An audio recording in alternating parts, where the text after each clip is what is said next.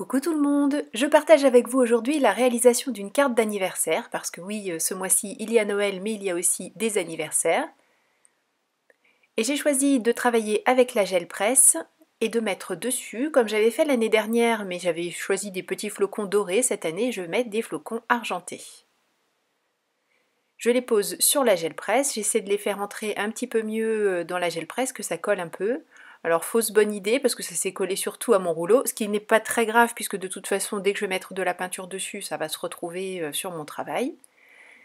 Je choisis deux coloris, j'ai choisi le coloris Toffee, c'est un semi-opaque comme vous l'avez vu, c'est le petit repère que j'ai mis sur mon flacon, j'ai piqué ça à l'idée à Noël de chez Tout en Colle, elle a fait de la peinture sur l'eau, tous ces petits bouchons et mis dessus leur opacité, je trouve que c'est drôlement pratique.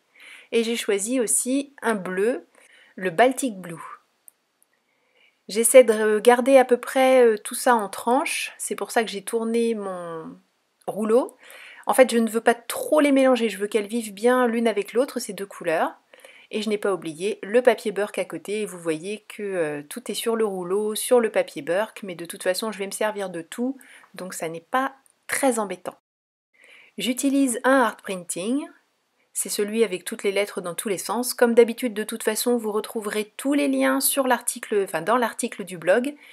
Et pour cliquer vers le blog, il suffit de cliquer sous la vidéo, j'ai écrit le blog 2 points, et si vous cliquez, ça vous emmène directement à l'article concernant cette vidéo particulièrement. Alors, je vous montre que même mon papier Burke est magnifique, alors c'est du brouillon, de l'autre côté il y avait des impressions, c'était du papier destiné à la poubelle, donc là il va être destiné à mon, je pense, mon art journal. Je mets ma peinture pour récupérer l'impression. La première couche ici de toutes les couleurs est sèche et je peux étaler ma peinture blanche pour pouvoir récupérer l'impression ensuite sur du papier DCP 250 grammes. Vous voyez que je n'hésite pas aussi à alléger un peu la couche de blanc. Il faut qu'elle soit suffisamment présente pour pouvoir récupérer l'impression correctement, mais pas trop non plus, sinon on récupère surtout du blanc, mais pas ce qui est sur la gel presse. Là, c'était le bon dosage. Et c'est tout à fait ce que je voulais, c'est parfait.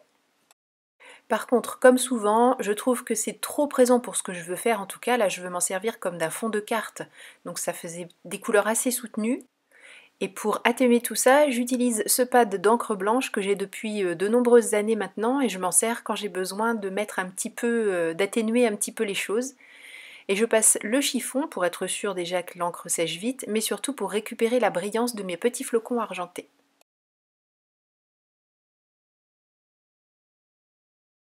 Je vais enlever les marges blanches tout autour. C'est dommage parce que je me dis que certaines fois je pourrais faire des choses très grandes en fait qui utiliseraient toute la feuille blanche parce que le fait que ce soit laissé blanc autour, je trouve ça très joli. Enfin c'est dommage. Non c'est pas dommage, ça me donne d'autres idées disons. Et je recoupe de manière à pouvoir habiller un devant de carte d'une taille standard. J'ai choisi un quart de A4. Et à nouveau, je choisis cette technique que j'affectionne particulièrement du die inlay, c'est-à-dire de l'imbrication de de découpe die les unes dans les autres. Il me faut donc une deuxième découpe avec le même die. Je l'ai faite cette fois-ci dans du papier blanc. Donc ça c'est la première découpe, je fais attention de ne pas trop enlever tous les petits morceaux, je récupère le die en essayant de laisser tout ça entier. J'ai fait la deuxième découpe, j'utilise maintenant du papier 300 grammes pour faire la base de ma carte. Comme vous le voyez, j'ai coupé verticalement une feuille A4 et maintenant je la plie tout simplement au milieu en me servant de ma table. Puisque tous les repères sont notés, pourquoi j'irais m'embêter à mesurer tout ça? C'est déjà fait pour moi. Je vais récupérer l'extérieur de ma découpe, puisque c'est ce qui sera le plus facile à centrer sur la base de ma carte.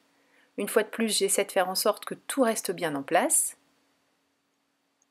Et avant de coller, je fais d'abord un petit tour d'encre avec une encre bleue proche des coloris que j'ai choisis pour la peinture. Comme toujours, pour fermer le cadre, même si je laisse une petite bordure blanche tout autour.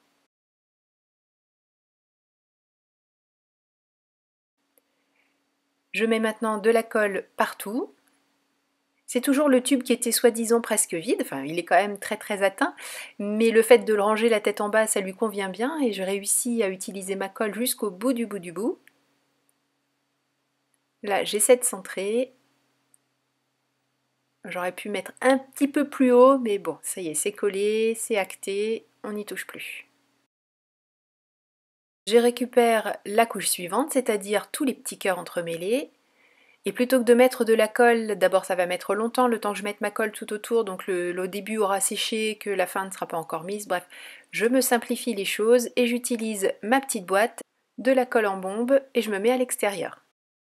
Bien sûr, j'avais commencé à coller tous les petits intérieurs sans remettre la caméra en route, mais ça n'est pas très compliqué, là on joue au puzzle, je prends dans un pour mettre dans l'autre, et de cette manière on découvre parfaitement découpé le petit cœur, les cœurs entremêlés blancs, et évidemment je garde les cœurs entremêlés bleus dans lesquels je remettrai tous les éléments blancs cette fois-ci. Pour ce tampon pure innocence, je n'ai pas le die assorti, mais j'ai fait à l'aide de ma silhouette le fichier de découpe que j'utilise chaque fois que j'utilise ce tampon. Et j'ai utilisé l'encre Memento pour faire la mise en couleur avec les feutres à alcool. Si vous souhaitez savoir les couleurs utilisées, là aussi sur le blog je vous mets un petit dessin avec tous les repères pour savoir quelles couleurs sont à quel endroit. Comme d'habitude aussi, j'ai utilisé mon nuancier pour savoir quelle nuance de bleu choisir, parce que j'avais choisi d'habiller cette jeune fille en bleu et de rester dans ces coloris bleus et marron, pour que toute la carte soit de la même tonalité, que tout reste harmonieux.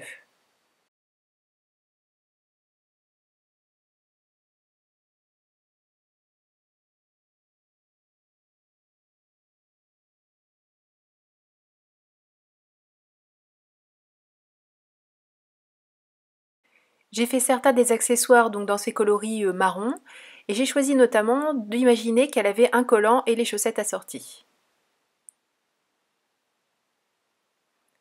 Pour le blanc, cette fois-ci j'ai utilisé des gris chauds.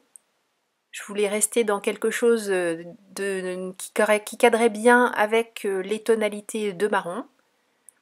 Et pour apporter un petit peu de différence dans les sacs, pour ne pas que ça se confonde trop avec le reste, j'ai choisi le même jaune un peu marron aussi, que j'avais mis dans ses cheveux. Et pour faire les ombres sur ces sacs, j'ai utilisé du bleu que j'ai prélevé sur ma plaque de verre avec mon jaune. De cette manière, j'ai des ombres qui sont là aussi en accord avec le reste du dessin. Pour le sentiment, j'ai griffonné le même feutre que celui que j'ai utilisé sur les petits paquets qu'elle porte. Et je vais utiliser la planche carterie et la mention bon anniversaire que je vais embosser en blanc avec de la poudre wow. Je colle ce sentiment directement sur la carte. Par contre, pour la jeune fille, je choisis d'utiliser un petit peu de mousse adhésive pour laisser une petite marge entre elle et le fond de la carte, de manière à ajouter une notion d'épaisseur et surtout faire en sorte qu'elle ressorte vraiment bien du fond. Et cette carte est terminée. Merci beaucoup d'avoir suivi cette vidéo. Je vous donne rendez-vous demain pour le 19e jour de notre calendrier de l'Avent. La fin approche. Merci beaucoup à tous d'être toujours aussi présents. Je vous souhaite une belle fin de journée. Prenez bien soin de vous, créez et partagez autour de vous. Gros bisous, bye bye.